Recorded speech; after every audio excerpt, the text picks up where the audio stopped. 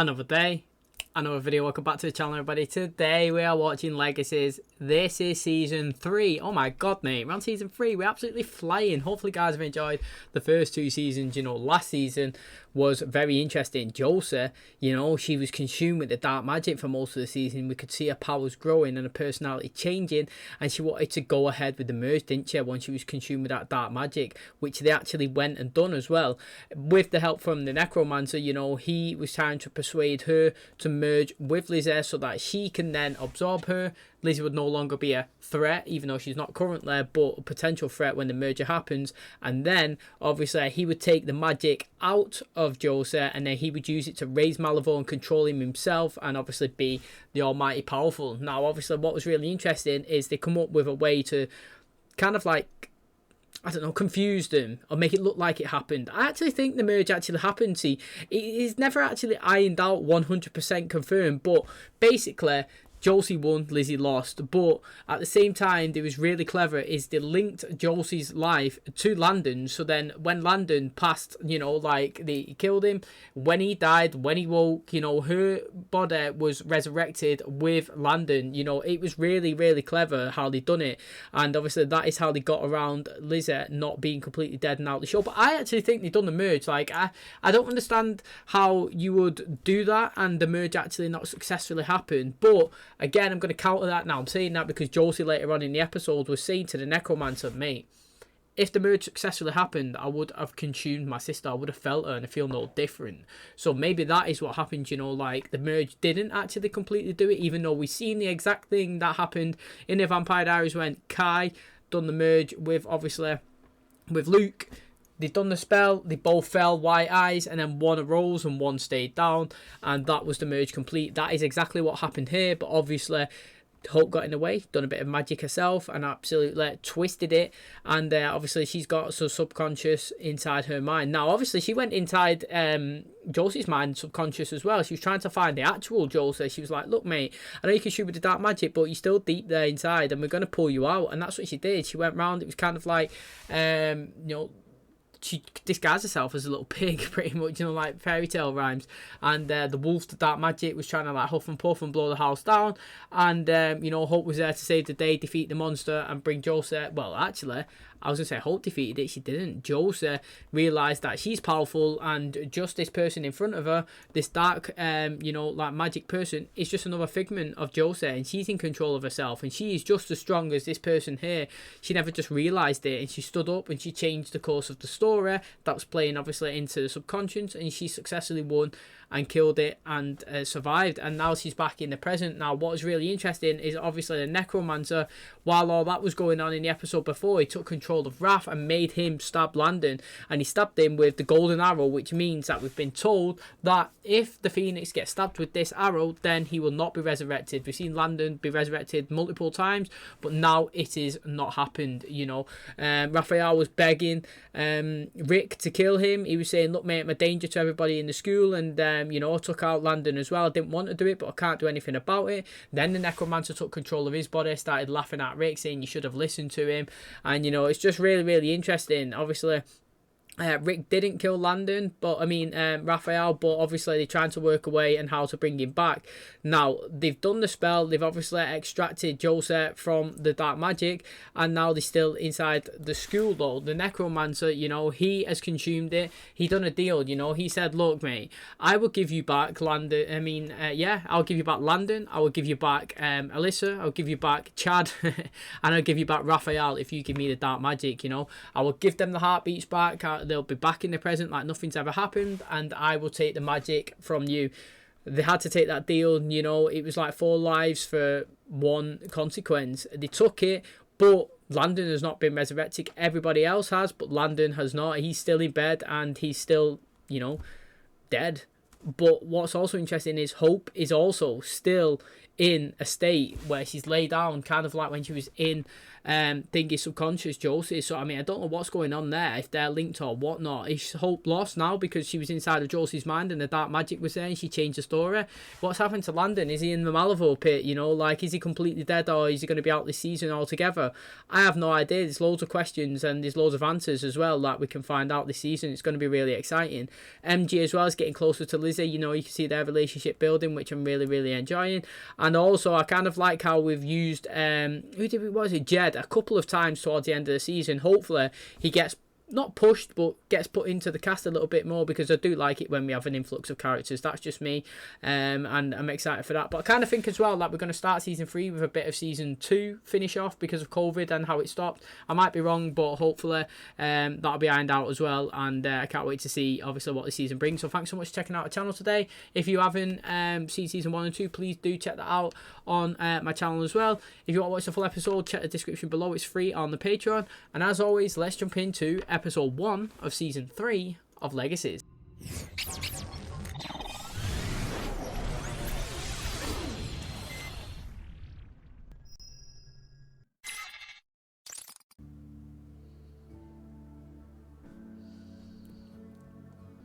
Oh, they're both in the same room.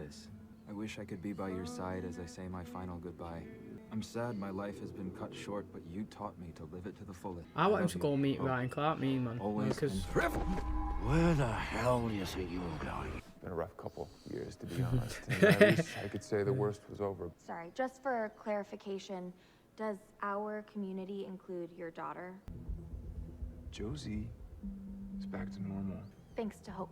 I'm noticing isn't here at the ass crack of dawn like the rest of us. Speaking of, how is my boy Landon? Getting Landon back is my top priority. I want you to remember what it's like to not have to worry about something you shouldn't have to. Grow closer together in the process. As president of the Student Activities Committee, I'd like to welcome you all to the first ever Salvatore School Field Day. He's funny, MG, and he's a proper teacher's pet, but he's a good one. Like, he's not one that you dislike. Elizabeth, I have got time for exactly one step, and that involves you looking out for your sister while I deal with Landon, among many other things. Oh, careful, witches. Don't let her catch you laughing or she might snap. Like, why is she so moody all the time? Oh, Chad's back, because Chad. Oh, Ted. Forgot my headphones. What a mad guy. You're powerful necromancer! Oh, if only I hadn't treated you so badly. Raise any monster of your choosing. Whatever your heart desires, my dear friend. Do you know what? His acting was really good then. It actually sounded like him. You're no horsey. Oh. I am Nimue, but do require your help. If you are a worthy man. The necromancer must use black magic to take her out. Where are you going? To force some answers out of that pompous ass. You must deal with this lying, cheating, backstabbing miscreant. Could somebody tell me what the hell's going on right now? You conceded, but the dark magic I was promised remains out of my grasp until Birdbrain here returns from the dead. The little pillock won't come back. Ah, okay. So he can actually. So I mean, the necromancer did, you know, stick up to his end of the bargain, so to speak, and was like, "There you go, Landon. Go back to your body." And he's like, "Not doing that, mate. Not having that." But then, why? Is it? Has he seen something in the light, or like, what is his reason to not like want to come back? Because is it just to save the whole school? If it is, that's noble. You know what I mean? He's actually putting himself, his own sacrifice, you know, to stop potential other people getting hurt, which is, you know, good on him. But I would have thought that he would have wanted to jump back in his body and then help take the necromancer out, because I wonder if he goes in his body and then Hope wakes up, you know, like they might be linked to somehow. This is going so great, right? Except for whatever Wade's doing. LARPing. I just want to soak in this golden moment. We both believed that maybe your plan would have worked. Please tell me what you're getting ready to do. Remember this and try and forget what I'm about to do next. Because unity starts in the coven, with one obvious exception we can all agree on. The way that things used to be. And what will happen if you don't vote for me as your captain. Oh, she's about to hold Lizzie Ray, man. Don't do this. That is so Josie. She messed up. But you've been messed up your whole life, and we have all had to deal with it. Hey, I like it. I truly appreciate everyone's support. Angie told me I get to pick the game. Technically, I can only raise a spirit to life if the spirit or the host is willing. We will convince Landon, okay? What about Hope? Last thing I need is try and put hellfire raining down on me. You think you can work on Landon while I figure out what happened to Hope? Unreasonable, ungrateful git. Do you think I want you to get any of that black magic? We both want the same thing, right? Let me talk to him alone. Alyssa wormed her way onto a team full of vampires and werewolves and chose tug of war. Couldn't be the anchor. Not after you cast Immobilis. Oh, she don't know she's took her powers away. I think Josie's going to go back to her old shy self. She's gone right in that pit.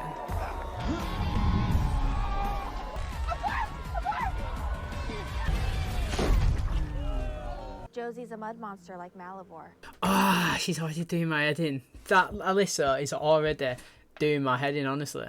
Like, I don't understand how people are just standardly mean. You know, first of all, I don't understand why everyone's so shocked somebody's fell in that mud. Like, that is the whole point of the game, is it not? You know, where I'm from, yeah, you would have that, yeah, and I would fall in the mud, yeah, and then I would pick it up and I would slap it on her face, and then everyone would jump in and throw it, and you'd have a mud fight or something. You know what I mean? You wouldn't be like laughing at the person that fell in, because that was the whole point of the game. You know what I mean? You laugh at somebody if they're walking down the road and they trip over and fall in the puddle. That's when you laugh, yeah. If you have a whole point of trying to pull one team into the other bit of mud and someone falls in, standard, you know, and then you throw it back at them and have a big fight and have a laugh. But she's so annoying, and I hope we don't go down the avenue of Josie was absolutely dominant last season, dark magic consumed, powerful, and then she's gone back to her old timid self, shy, don't want to stand up to anyone, lets everybody pick on her, and, you know, got no magic. I mean, that would be, to me, a terrible decision to go from that character to elevate her to bring her back down again. Malivore can't use the Phoenix as a vessel, and everyone that I love will stay safe and alive. Hope is literally in a hero coma. Hero move always lead to tragedy. Bad guy has been beating our asses since day one. So why does this gotta be the time that you stop fighting back? Just cast the spell sooner. Or if you just listen to me. I can't do magic, Lizzie. I put it away. It's okay, Joe. We're listening now. Everybody should be mad at me for what I did. And you trying, it doesn't change anything. You're making everything worse like you used to. That wasn't me. No magic, remember? I can explain. I am Nimue, the Lady of the Lake. She wants the sword that I borrowed from Dr. Salfman. We do not negotiate with Malivore monsters. If it is monsters you fear, you must give me this blade. You hesitate. This world will surely be plunged into darkness. Here we go. Who's coming? I'm afraid it is too late. MG, are you okay? I can't control it. The challenge has begun, and only the worthy shall win. Ah, really interested now, mate. I feel they but a better version of it. Now, this is going to be good. I've got to say, though, I always say it. This is in the city of Mystic Falls, is it not? Yeah? I'm not having not one human's looked at the sky and thought, what the hell has just gone on, mate? Why is it all red? What has just happened? You know? Sometimes we forget that there is normal humans and they are living in a normal human world. What the hell is that thing? The Green Knight, body and soul corrupted and decayed as a result of the power he became unworthy to wield. I placed a curse upon him eons ago. He will move more slowly with each step. So how do we stop him? As the Green Knight last held Excalibur, he is its rightful owner. Only a worthy challenger. Look at everyone. Oh, come on. What? Really? Just killing monsters is kind of what we do. That is so hot. Damn right it is. And I'm gonna recycle this tin can. Yo, mate, he's gone flying. Pedro's gone, mate. The worthy champion must wield Excalibur. Who's it gonna be? Would it be that bad to have a ghost roommate? I could float over teachers' desks and get us text answers. I could just run the hallways and see what girls are gonna do. Ghost wingman. She was willing to sacrifice herself for the greater good. Now it's my turn to make that sacrifice. To bring back Landon, you only need the spirit or the host to be willing, right? All right. So I want you to put his spirit in me. Well, this just got spicy. Look at him. I can study every sleep spell known to man, but I think we both know what's going on. You know that Landon is dead, and you know that if you wake up, you're gonna have to face that grief. Landon needs you. Yeah, so we're going to find out where Hope actually is now, hopefully. I brought the sword here, so I should be the one to face him. Beating this thing isn't about who's at fault, it's about who's worthy. Dr. Saltzman put me in charge, so? Throwing a field day doesn't make that sweet ass of yours worthy. You know just as much as I do that Josie is the least worthy person here, even if she did do us all a huge favor by getting rid of you. At least your parents aren't here to see what you've become. Oh, shit. Then I guess I don't belong here anymore. Alyssa was right. It has to be me. Like hell. Lissy, this is exactly what you wanted. It's what you've been trying to make me do all day. It's the same risk that you, Hope, everyone made to bring me back from the darkness. So I have to prove that it was worth it. But you're not doing it alone. Double team. Like it.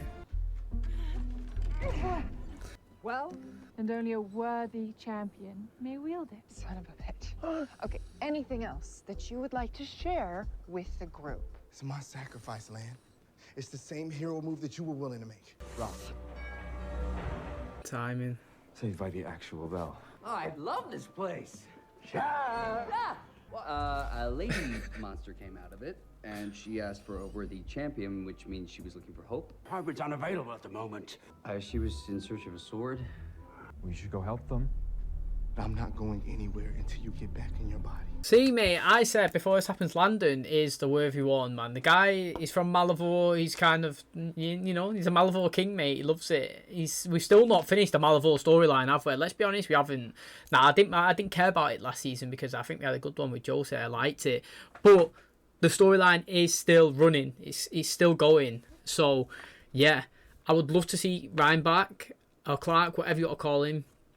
I would love to see that because I think he was pretty good. Now, I would like the Malivore storyline to be concluded. To be honest, I have no problem with it. But like, you know what? But can you conclude it? I think like everything stems from it, doesn't it? So if you did conclude it, you would have to come up with a fully new villain. Where they come from? Why? What's the agenda? We've established it right now, haven't we? And we took an absence last season because we chose a different avenue, and then we kind of like back on it. But Landon's worthy. If that is from if that's a sword that can defeat monsters from Malivore, then I think that Landon can pick it up. Now, Chad's funny. I like Chad. Alyssa as well, yeah. Prime example that if you can't take the heat, then don't give it out. Do you know what I mean? Like, if you're willing to go out and you know, pick on people, laugh at people, take the mickey out of people, then you got to be willing to take it back. Now, Lizzie's was it was deep. It was deep, and that does play in your heartstrings. But you know, you give it out, you've got to be able to take it back. What are we gonna do? We've all tried and we're officially out of time. You led me to believe that you were capable of vanquishing monsters. We usually are, but our main champion's a little busy. She isn't coming.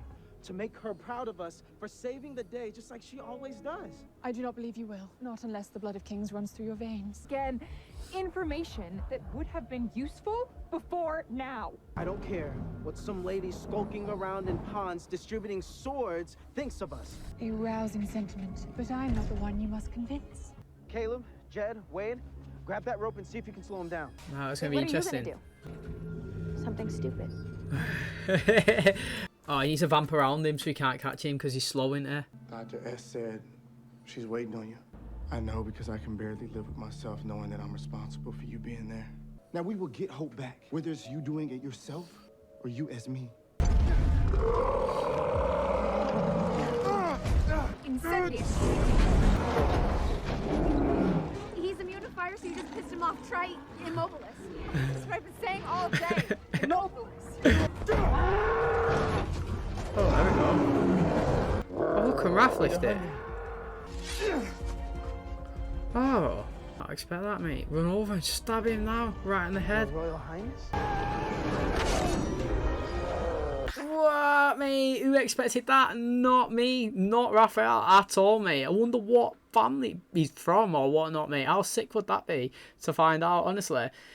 Blood of kings running through him. Who is it, mate? Who's the king? It'd be interesting if he was kind of like, I don't know.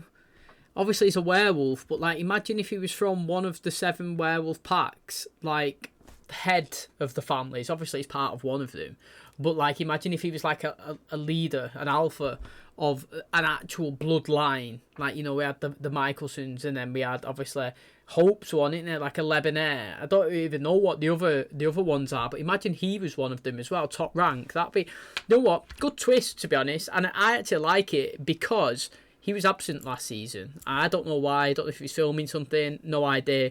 Or if that was to make it more impactful, that he was took, he come back, he died. Do you know what I'm saying? But like, I actually like it. I didn't expect Josie last season to get the role that she got given. And I said it's always good when you give someone you don't expect a chance to shine and he smash it. Mate, Raf's got a chance now. I didn't expect him at all, but you know what? I'm all for it. I love it. It's good stuff.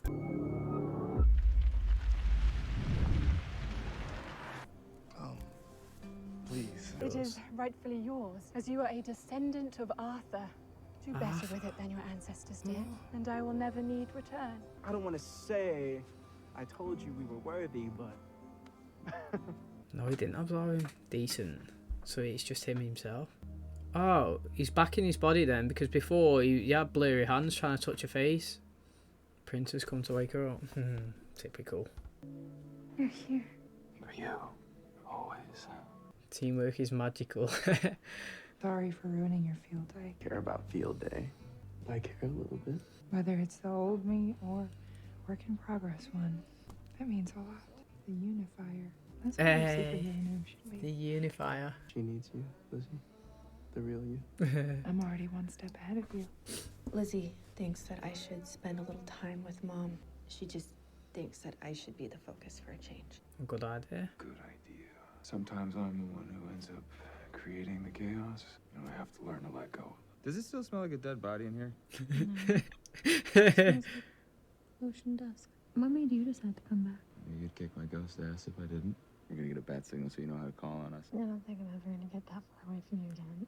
I'm so sorry. I'll come back. That's fine. I was just leaving. This better be good. Really, Lan? You're supposed to kneel in the presence of a king. So, getting out while the getting's good. I'm gonna try and make something of my life this go around. Good luck, Chad.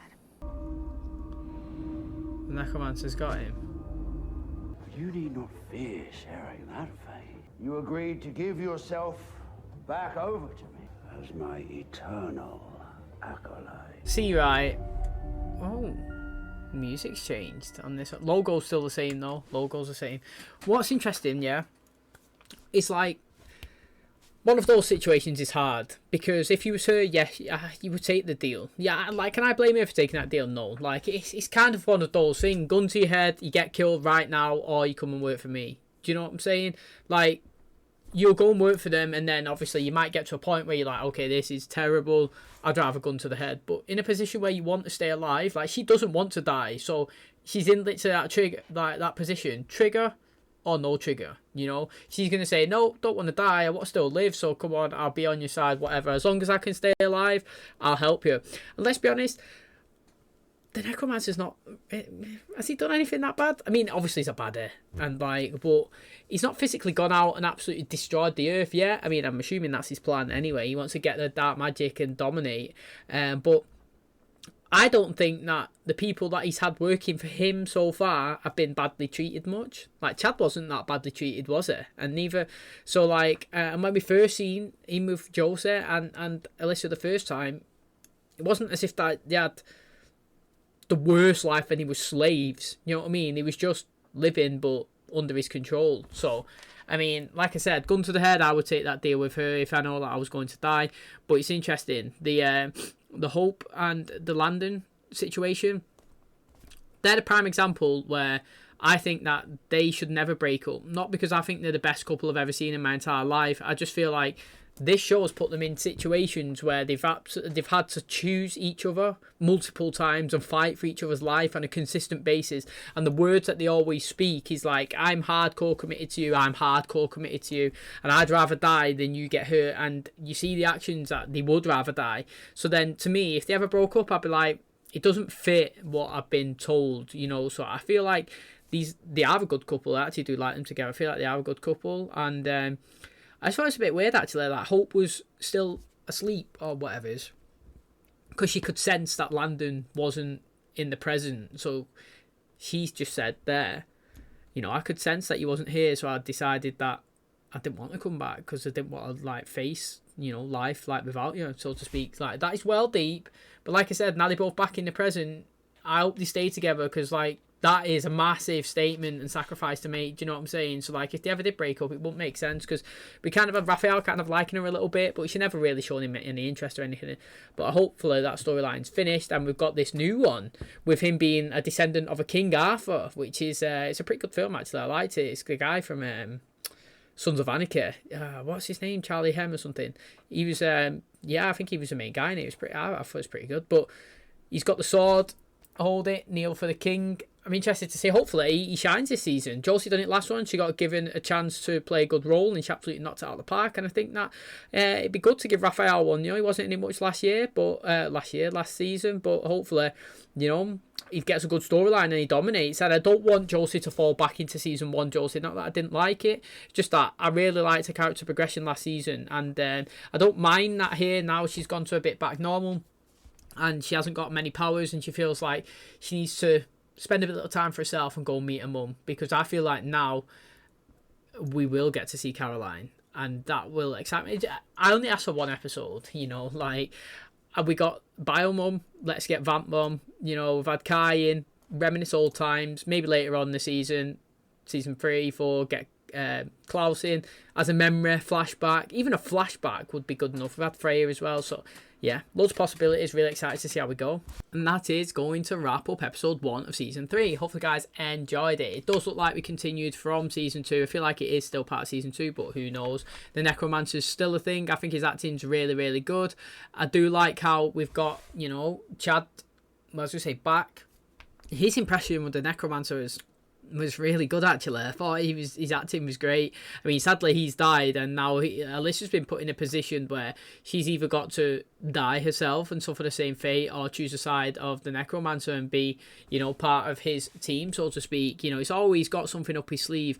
Now, she was obviously leaving the school because she was sad, because she was humiliated / brutally, you know, like, I don't even know what you call it. I was gonna say picked on, but brutally called out from Lizzie in front of everybody. But that is, to me, one of those classic situations, like I said, where you give it all the time, you pick on people all the time, and if someone gives it back to you, you have to take it. You know, like, if you're a banter merchant and you absolutely, you know, take the mick out of every single person in the world, that's great, as long as when someone takes a mick out of you back, then you're a good sport. Hulk's back awake, so is Landon. He's back in his body after speaking to Raphael, and you know, it looks like they're, well, continuing on with their relationship, like, stronger than ever. But Raphael obviously has got this sword, and he's defeated the monster, and he is a descendant of a king, which King Arthur. And like I said in the outro there, I'm really excited to see where we go with his storyline. Now, obviously, MG at the end, he's getting closer to Lizzie, and I actually like how he said, you know,